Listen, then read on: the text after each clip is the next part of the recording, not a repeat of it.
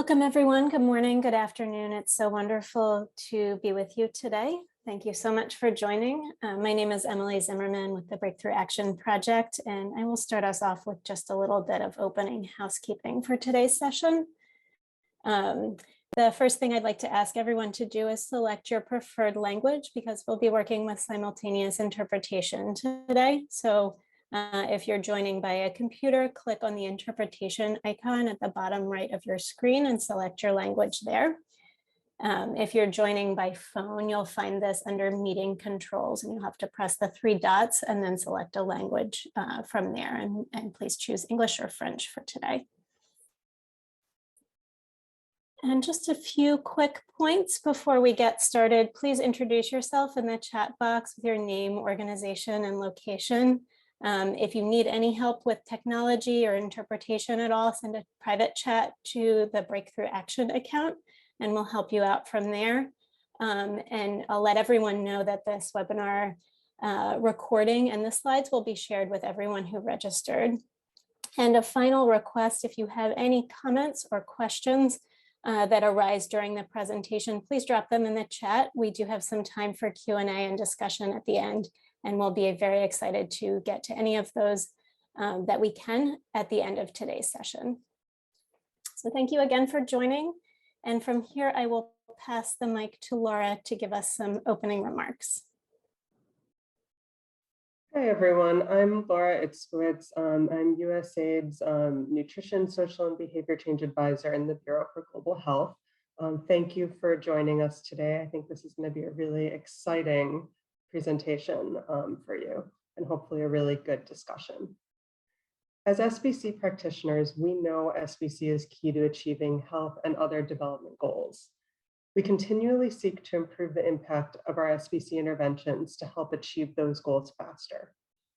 Nutrition SBC brings particular challenges because of the sheer number of behaviors, many of which need to be practiced multiple times a day and changed during a short window of time as a child grows. Behavioral science offers us new tools and insights.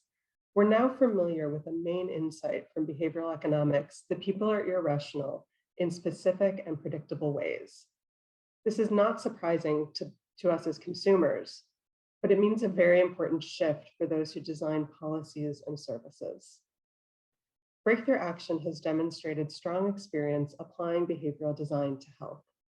To bring these approaches to nutrition SBC, USAID asked Breakthrough Action and USAID Advancing Nutrition to collaborate. We will hear today about one of their collaborations and about the process of using behavioral design to develop prototypes that address feeding children during and after illness in the Democratic Republic of Congo. It's important to address this often overlooked driver of malnutrition in this context and worldwide. In addition to learning about the end results that were found, I encourage everyone to also listen carefully to the process that was used and think about how this process could improve the quality of nutrition SBC in your programs, regardless of context or which behaviors you're working to improve. So thank you very much for joining. And with that, I'll turn it back to Emily and on to the presenters. Wonderful. Thank you so much, Laura, for that introduction. From here, I will pass the mic to Beatrice, who will introduce herself and give some more opening remarks referring to her involvement in this activity. So Beatrice, over to you. Ok, merci. Je réponds au nom de Madame Béatrice. Je suis heureuse d'être ici aujourd'hui dans le cadre du Programme national de nutrition. Nous suivons ce travail avec beaucoup d'intérêt et participons depuis sa création.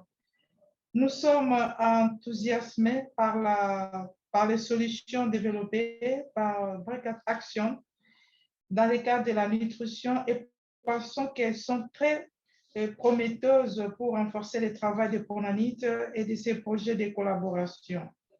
Je voudrais souligner quelques éléments spécifiques qui distinguent ce travail. C'est ce que là où nous sommes vraiment très heureux. Le travail se concentre sur des comportements spécifiques liés à l'alimentation des enfants malades et en convalescence. Ce sont des comportements dont nous savons qu'ils sont très importants pour les résultats nutritionnels et les rétablissements après une maladie chez l'enfant, mais qui ne reçoivent pas autant d'attention que d'autres éléments de l'alimentation des compléments. Les solutions sont pratiques. Elles reconnaissent aussi les contraintes des ressources auxquelles les familles sont confrontées et les temps auxquels les prestataires sont confrontés dans le cadre du travail. Elles sont également conçues pour s'intégrer aux structures et programmées existantes. Les solutions vont au-delà même de l'éducation des gardiens d'enfants sur la nutrition et les aident à mettre les conseils en pratique. Nous savons tous que l'éducation est importante, mais pas suffisante aussi à elle seule.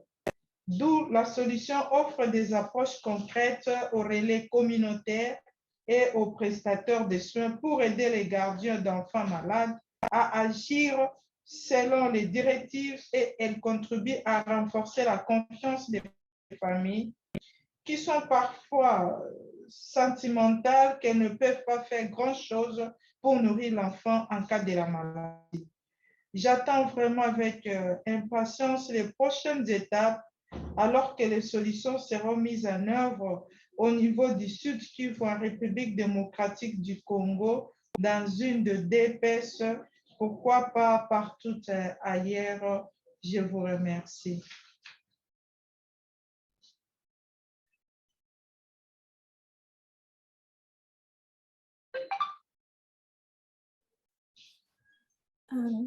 Wonderful. Thank you so much, Beatrice. And from here, I will pass the mic to Augustin, who will take the first part of the presentation. Augustin, over to you, please.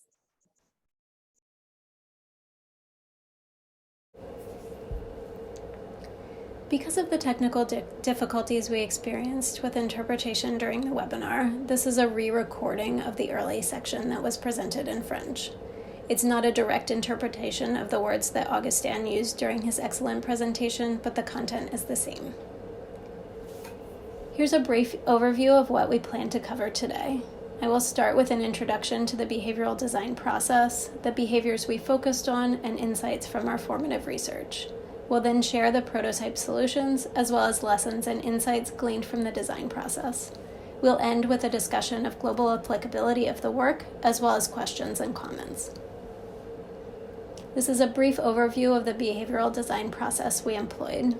Behavioral design guides us to design programs that encourage behavior change, complementing other health and nutrition services by supporting caregivers and others to take specific action to support the health and nutrition of their young children. We began the process by identifying specific behavioral problems of focus, drawing from USAID Advancing Nutrition's multi-sectoral behavior prioritization tool. From there, we conducted qualitative research informed by the behavioral sciences into the drivers of these behaviors.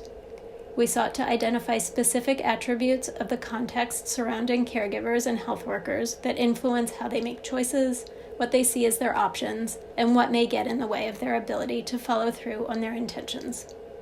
The findings from this diagnosis informed a collaborative design process of building solutions that support caregivers to meet their goals of feeding their young children well, and position community and facility-based health workers to assist them. We chose to focus on two interrelated behaviors: continuing breastfeeding and feeding during illness, and giving extra food in the 2 weeks following illness. At a global level, relatively less research and program has been done in this area compared to other nutrition topics. We selected these behaviors because they ranked high across 3 criteria that are drawn from USAID Advancing Nutrition's behavior prioritization tool. Although there's limited data, what exists suggests that the behavior gap is quite large globally. These behaviors also have great potential to impact child nutrition, in part because periods of illness are so common. And we also considered the feasibility for household members to change their behavior within the resource constraints that they face. For those otherwise able to acquire and to prepare complementary foods, maintaining this behavior during illness is less constrained by availability or affordability than some other feeding behaviors may be. Data from the DRC suggests that these behaviors are also locally relevant. The blue sections of each of the pie charts on the slide show the proportion of sick and recovering children who are not fed according to the guidelines. And we see that based on this prior research, most children receive less or no food during diarrhea, are not encouraged to eat during periods of illness, and receive the same amount or less breast milk and food during recovery. Our next step was to better understand the behavioral drivers of these feeding practices. We conducted research across rural, urban, and peri-urban areas of South Kivu.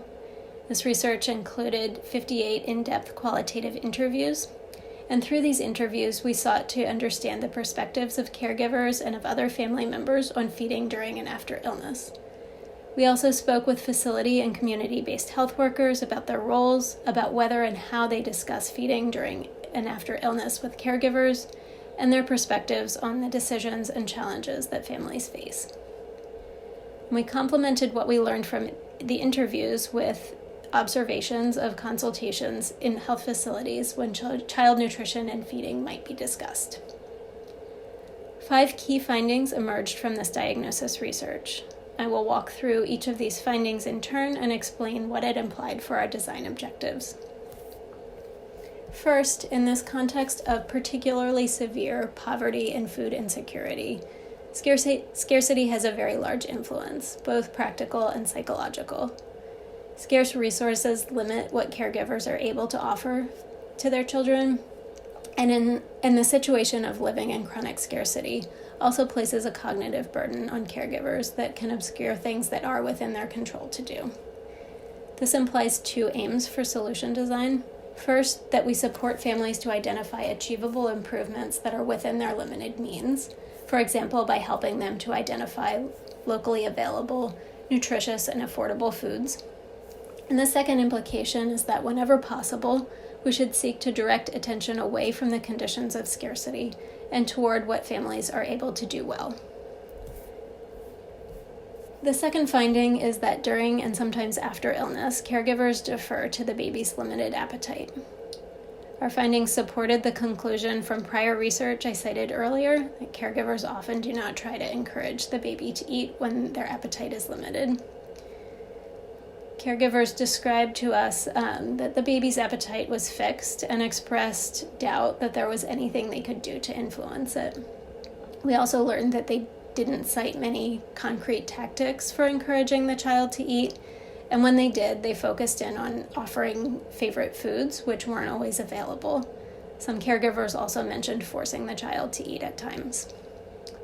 And this implies for design that we want to build caregivers' confidence that they can influence the baby's appetite and equip them with concrete tactics that they can put into practice. This will help them to take advantage of the moments when they can encourage their baby to eat more. We found also that caregivers recognize the importance of food to avoid losing strength and growth to illness, but they considered it in terms of high-quality foods rather than quantity of food or calories. Sometimes caregivers' perceptions of which foods are high quality were incorrect, and they missed available, affordable local foods that are highly nutritious, like small fish.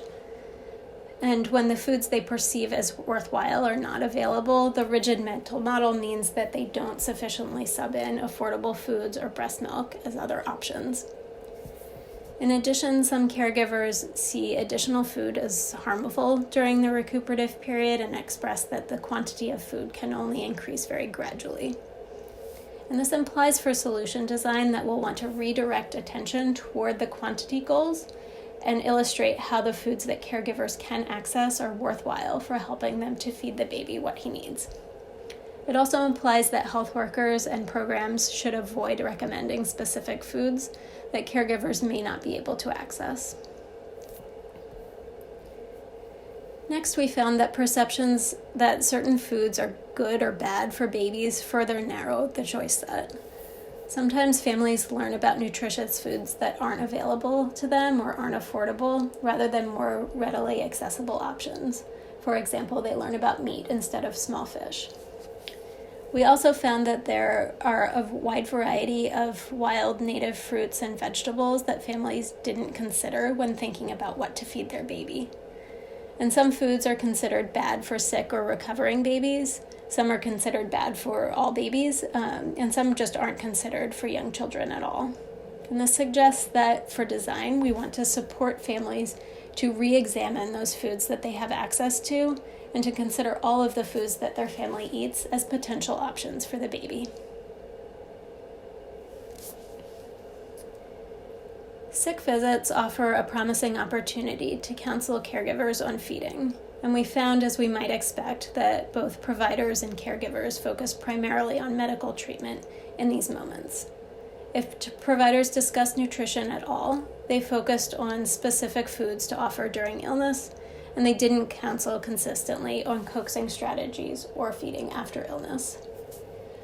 Providers also shared with us in interviews that they felt discouraged by what they know or expect that families can't afford to do. This suggests that designs should aim to elevate the importance of feeding for both providers and clients, bringing it to a similar level as medicines. We also want to encourage providers by helping them to see how their counseling can translate into concrete action and improvement for caregivers. This final slide shows a recap of the 7 key design objectives that we took from the diagnosis phase into the design phase. They all boil down to 2 main points. The first is clarifying the aim, what feeding behaviors are recommended, and the second is supporting families to do what's needed to put those behaviors into practice. So with that quick overview, I am excited to walk through a bit of the design process and the solutions that we developed in response to these design objectives. The first step of the process was to use structured activities to brainstorm ways to address each of these identified design objectives. From there, through stakeholder feedback, we identified high potential ideas considering potential for impact, feasibility, and innovation.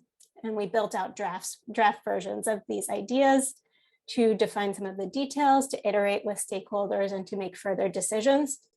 And very importantly, we tested with end users of the solutions and made decisions and revisions using their input. And this last step involved testing with over 85 family members, health workers, and others in South Kivu. And we learned from them through interviews, through role play activities, and through live trials of the tools in action. We revised based on the feedback that they shared with us and then tested again with users. And the solutions that emerged through this design process work across 3 different touch points. The first is in the community, where caregivers learn from each other and from a community health worker and build confidence in their ability to win over a child's appetite. The second is during sick child consultations, where caregivers consistently hear simple, achievable messages about feeding a sick and recovering child. And the third is in home visits from a community health worker to families of sick children, where they're prompted to celebrate every bite and to identify ways to overcome barriers to feeding. And I'll walk through these designs in a bit more detail and explain how they link back to the design objectives that we laid out before.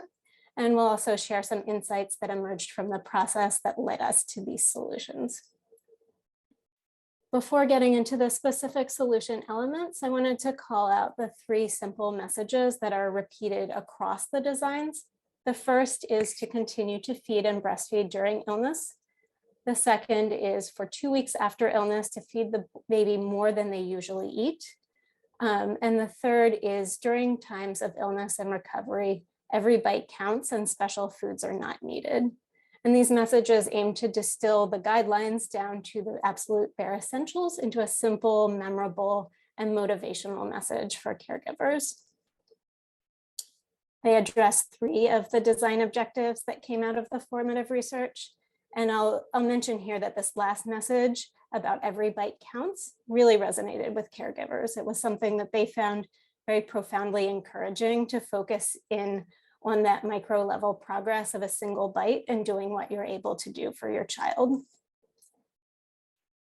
And I'd like to describe a little bit about how we ended up with this last message. So we know from the behavioral science literature that setting specific goals can be a very effective incentive to change. We wanted to provide a simple heuristic for how many times to feed the baby per day to help to concretize those intentions. Something like this feed 5 times per day message that you see on the slide. But we learned through a lot of experimentation with families that we couldn't find a sufficiently simple numerical goal that was both consistent with the guidelines and also achievable for most families in South Kivu. Very importantly, because what families are currently, in most cases, able to offer their children is so far below the guidelines, there wasn't a good numerical goal that struck that balance. So what we found that we could pivot to in this context and still support families to aim for higher quantity was a message about how every additional bite that you can feed is cause to celebrate. And that is the every bite counts message. So from here, I'll walk through the solution elements. The first that I will highlight is a peer exchange of coaxing strategies. And this is an activity facilitated by a community health worker with a group of caregivers that provides an opportunity to share and learn together about how to encourage children to eat at any time when their appetite is poor. And this activity reaches caregivers outside of the time of illness when their bandwidth may be particularly constrained, and helps to build skills that they can apply when the child is sick, but also at other times. It addresses the design objective of building skills and confidence to overcome limited appetite for caregivers at these times that may be particularly challenging for them. The second design that I will highlight is a suite of tools used during consultations with sick children. So the first of these is a feeding prescription that's embedded within the existing consultation form that providers currently use in South Kivu. This form has a section for a medical prescription, and next to that, we added a space to specify the amount of food to be eaten during and after illness.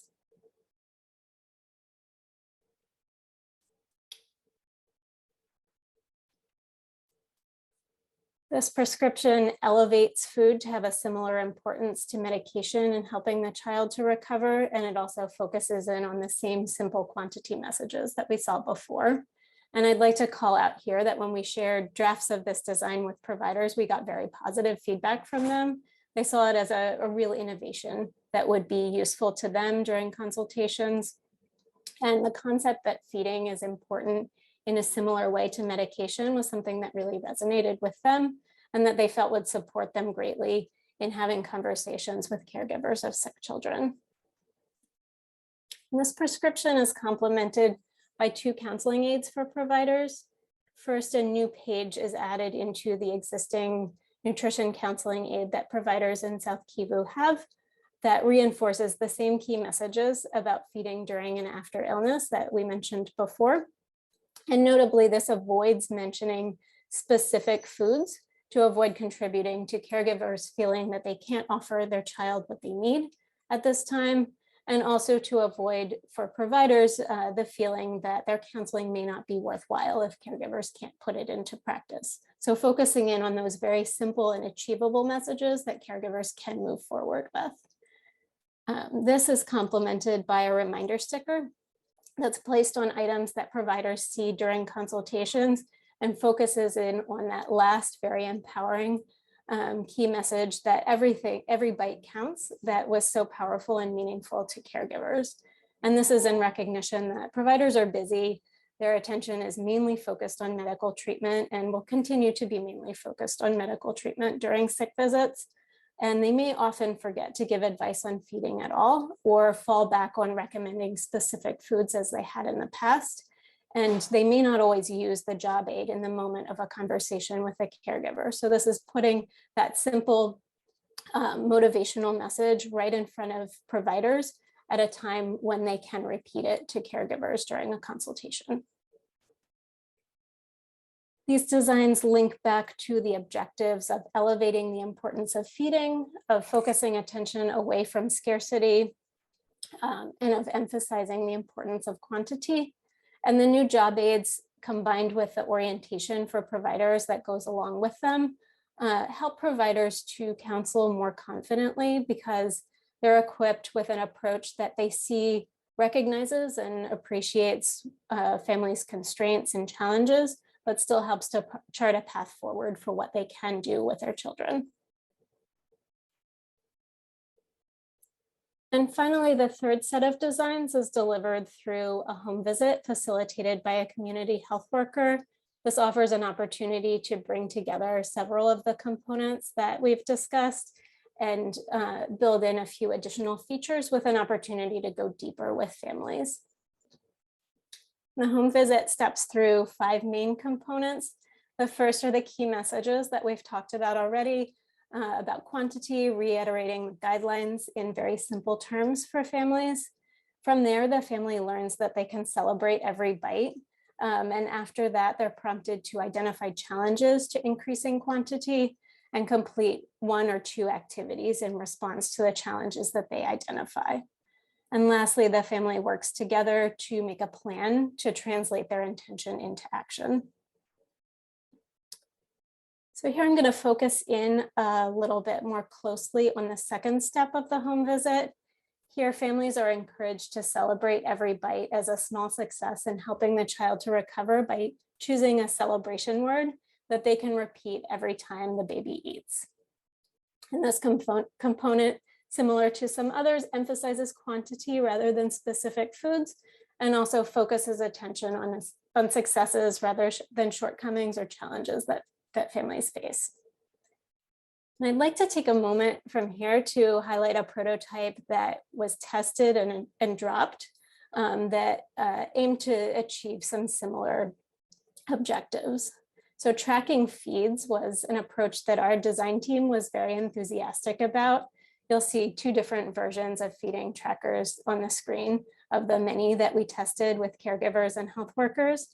And one of the reasons that we were excited and enthusiastic about this design was that we know that seeing progress toward a goal can be very motivational. And the health workers that we shared this design with were equally enthusiastic about the approach. It was something that really resonated with them, that they felt would be useful and motivational for families. But when we tested it with caregivers, it didn't quite land in the way that we had hoped. And one problem was that settling on a heuristic for what the goal should be proved challenging for reasons that we've already discussed. Another problem was that tracking, even if the tool was simple, and even if families found it useful, is something that always imposes a burden, and needing to figure out how the tracker worked and remember how to use it and to use it at all in the moment that a baby was fed was something that was really a lot to ask of families during this time. And we tested a number of different versions, found that they were all misinterpreted in different ways, and that families weren't as enthusiastic about using them as the health workers and as we might have anticipated. And this led us to ultimately pivot to take a different approach to marking progress of celebrating bites. This has in some ways an added benefit of bringing in and engaging all family members in the process, including family members who may not be directly involved in feeding the child, like an older sibling, for example. And I'll note here that there are still some trade-offs. Celebrating bites doesn't have all of the same benefits of working toward and marking progress toward a concrete goal, but on balance, it felt like the best approach for the setting where we tested it. The last solution element I'd like to highlight is a foods activity, and this is completed with families during the home visit who described limited access to food as a challenge to feeding the baby more. And this is an activity that helps the family to identify affordable, accessible, nutritious options that do in fact exist, even if they don't come quickly to mind.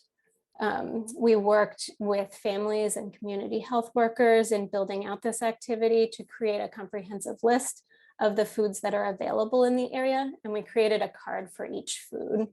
And in this activity, families sort through the whole pile of foods and pull out the ones that they can access on most days, and then focus their attention in on those foods that they can access and learn through the backs of the cards with facilitation from the community health worker about how those foods can be fed to young children during times of sickness, recovery, and also times of good health.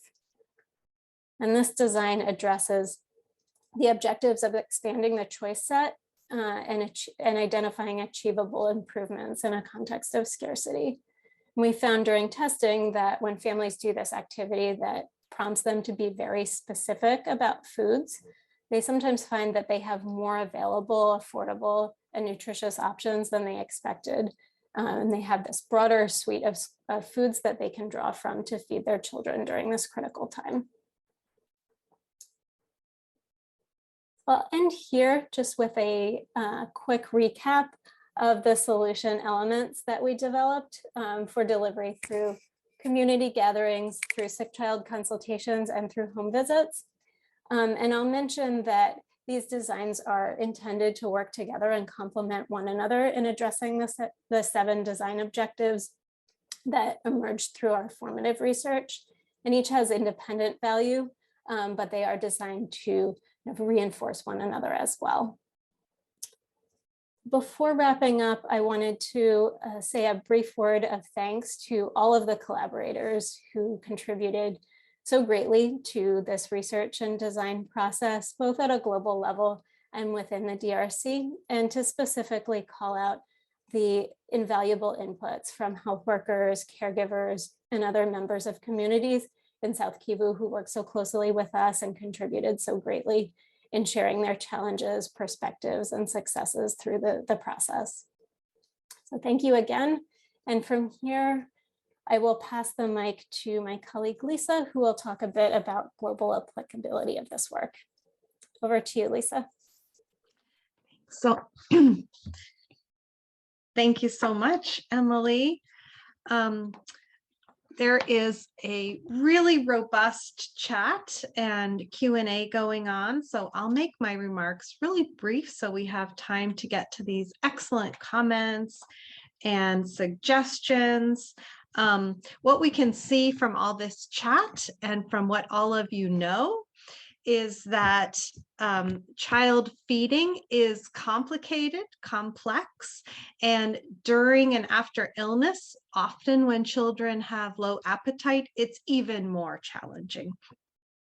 So that is the reason this behavioral design work is so exciting, because as we all work to improve the quality of social and behavior change and health and nutrition services, we also need other tools in the toolbox to really move to where we want to be.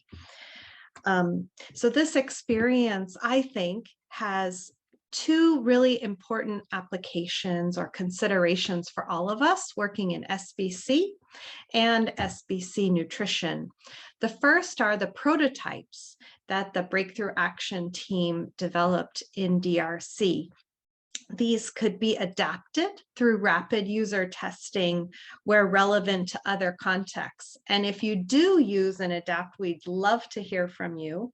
There's so much more application for these, we think, because the barriers that addressed are really common across so many contexts. For example, as you heard Augustin and Emily say, undervaluing the local foods that are available in favor of some of the better or 4-star foods, they're often called, and yet that's not feasible for families to use. So we saw that these prototypes were really concrete and positive ways to reframe what is feasible and available. That helps both the health workers and the caregivers take action at this critical time during illness. Another common challenge we saw, and even in the chat, is that feeding children with low appetite is really hard and needs a lot of confidence and skills. So this is common everywhere, both during illness when children may have really low appetite, and then in the recovery period when they need even more extra food becomes so important. So we think these prototypes have a lot of value for that. And then the process, as Laura said in the beginning, is also really new and useful to add to our toolbox for nutrition SBC. Something that really stood out to me is is that this really helped us understand the mental models of health workers as well as the caregivers and family members. We often see in SBC health workers treated as supporting audiences or influencers, but actually how they take in these recommendations is so important to really understand deeply. We could see from this example that training as usual just wouldn't have helped or made a big difference in how the health workers were counseling. So that is so important. As a next step, we're working with Breakthrough Action to develop a toolkit for using this approach for nutrition SBC. So we'll be using all your comments and suggestions and ideas from this webinar chat Q&A to use for the toolkit. So thank you so much for that. And with no further ado, let's get to some of the great questions. I want to first ask, let's see, there were several good points about other family members being involved in the testing, grandmothers and fathers and older siblings. Emily or Augustin, could you share how you engage these family members?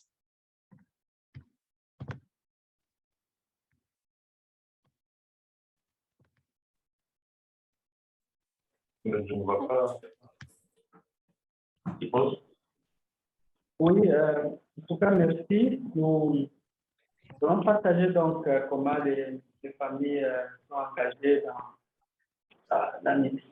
Ici, premièrement, d'abord avec notre attitude de faire la promotion des aliments à 4 étoiles, des aliments variés.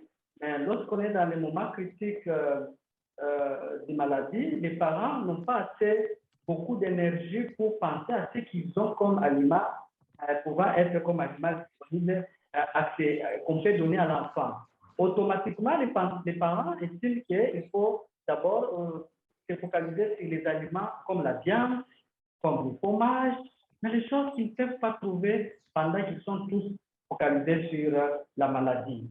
Alors, donc, les 4 étoiles, la constitution de ces aliments, on peut les reconstituer dans ce qu'ils consomment chaque jour. Donc, dans tout ce qu'ils ont, nous devons chercher à créer la confiance auprès des parents pour qu'ils sachent que tout aliment qu'ils ont a des protéines et est nécessaire pour nourrir l'enfant. Et si nous essayons de simplifier des enseignements en insistant sur l'accessibilité, sur ce qu'on peut trouver comme aliment dans notre environnement, sans pour autant créer des pressions ou des exercices physiques compliqués, nous faciliterons l'alimentation de l'enfant pendant la maladie. Parce que tout se concentre sur les traitements, on oublie l'alimentation, mais penser à ce qu'on a comme aliment peut résoudre, ça faciliterait car tout se compte. Comme a dit Émilie, non pas seulement il faut mettre l'accent sur la quantité, sur la fréquence, mais de donner tout aliment disponible et ça une bonne contribution.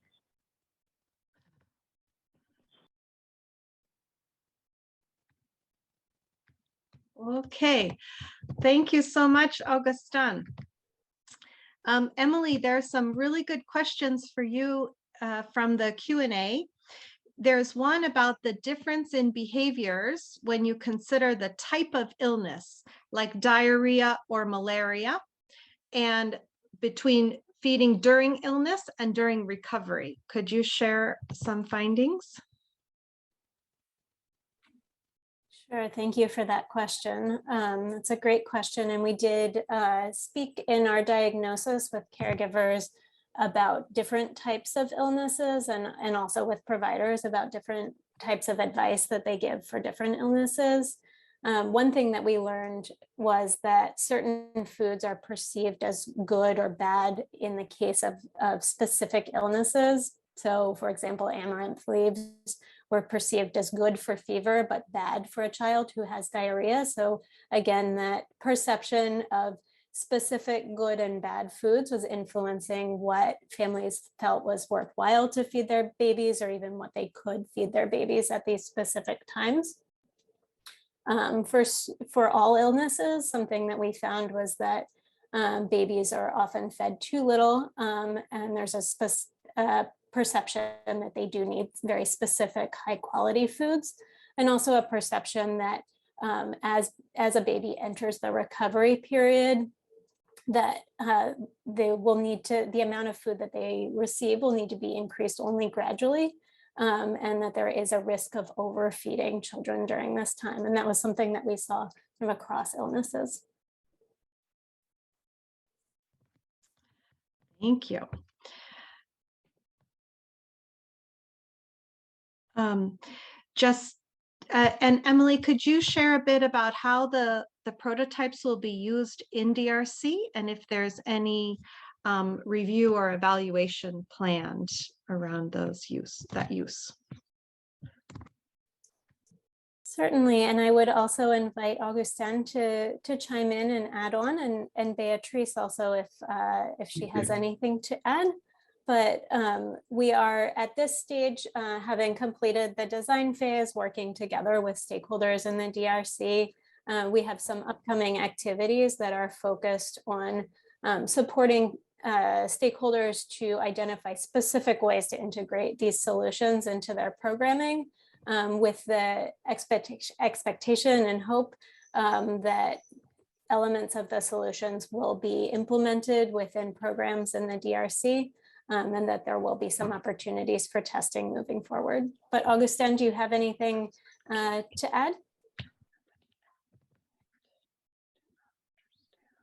Oui, j'ai quelque chose à ajouter en ce sens que, par exemple, nous parlons de la prescription alimentaire qui est un acte que chaque prestataire élabore chaque jour en termes de prescription médicale. Et c'est trop facile déjà pour intégrer d'abord après les tests utilisateurs. Les prestataires déjà de ces aires de santé ont intégré ça comme approche. Donc, il y a une colonne sur le traitement médical, il y a aussi maintenant une colonne sur l'alimentation. Et en plus de ça aussi, à travers même les repos des agents communautaires, même les prestataires, sur les informations sur l'alimentation à 4 étoiles, ils ont aussi intégré ça automatiquement lors des visites à domicile, dans ce sens où on commence déjà à demander à la famille qu'est-ce que vous avez trouvé comme nourriture au cours de la semaine, quelles sont vos préférences alimentaires, qu'est-ce que les bébés aiment manger. Et à partir de cela, on essaie de donner des messages spécifiques taillés sur mesure sur la famille. Et ça va même éviter les interdits alimentaires qu'on proposerait, par exemple, un porc à un musulman. Or, mais si on lui demande ce qu'il consomme chaque semaine, ça serait trop facile que la famille puisse éliminer les aliments auxquels ils ont l'accès plus facile. Nous avons aussi, par exemple, les activités de consultation préscolaire. Et à travers les activités de consultation préscolaire, où il y a l'éducation sanitaire, on peut aussi déjà, même avec des groupes de soutien-ange, introduire déjà la notion de technique de cajolerie, comment stimuler l'enfant malade à bien manger à travers le partage d'expériences comme pratiquées dans les groupes de soutien-ange. Donc, de façon générale, les mécanismes d'intégration sont plus faciles et nous avons juste recouru au système existant pour introduire toutes les nouvelles conceptions. Merci.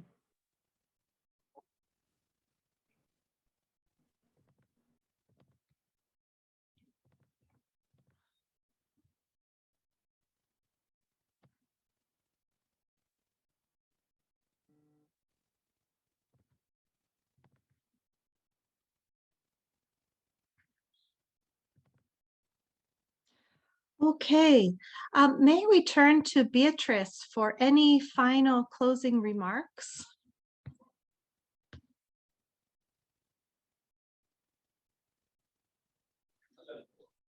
Ok, comme nous venons de suivre à travers ces webinaires pour l'alimentation de l'enfant malade, c'est une expérience que nous avons menée ou recherche avec Break Action au niveau de South Kivu, qui est en République démocratique du Congo. Et notre souhait est qu'à travers cette étude, recherche que nous avons fait ensemble, que nous puissions faire la continuité et qu'on puisse avoir un comité de pilotage pour assurer la mise en échelle de cette étude. Et nous remercions tout le monde aussi pour avoir participé à ces webinaires qui nous a aidé à faire l'échange ensemble par rapport à l'alimentation de l'enfant plus malade où les prestataires, voire même les mères gardiens de l'enfant se focalisent plus sur les soins que sur l'alimentation de l'enfant qui est malade, que la communauté avait compris l'importance de cette étude ensemble avec eux et ils ont compris vraiment la place de la nutrition de l'enfant malade. Nous vous remercions pour ça.